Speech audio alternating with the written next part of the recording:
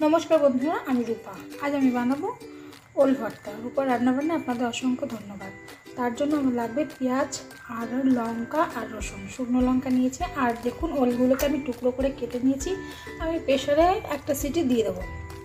প্রেশারে জল দিয়ে একটা সিটি দিয়ে বসিয়ে দিয়েছি প্রেশার কুকারে। আর দেখুন, আমি ভর্তাটা রেডি করার জন্য আমি তেল দিয়েছি কড়াইতে তেল দেওয়ার পরে আমি শুকনো লঙ্কাটা ভেজে নিয়েছি। শুকনো লঙ্কাটা ভাজা হয়ে গেলে আমি প্লেটে তুলে নেব। ভর্তা একটু ঝাল ঝাল না হলে ভালো লাগে না। আর এবার আমি রসুন দিয়ে দিয়েছি একই তেলে, আর পেঁয়াজ। রসুন আর পেঁয়াজটা আমি একই সঙ্গে ভাজবো, আপনারা চাইলে আলাদাও ভেজে খেতে পারেন। আর দেবো চিংড়ি মাছ। চিংড়ি মাছটাকে আমি হলুদ মাখিয়ে নিয়ে সাইডে রেখে দিয়েছি। ততক্ষণে আমি পেঁয়াজটা ভেজে তুলে নিই। পেঁয়াজ ভাজা হয়ে গেছে, এবার আমি দিয়ে দেবো চিংড়ি মাছগুলো। চিংড়ি মাছগুলো আমি একটু ভালো করে ভেজে নেব। ভেজে নিয়ে আমি ওই একই প্লেটে সব কিছু তুলে নেব।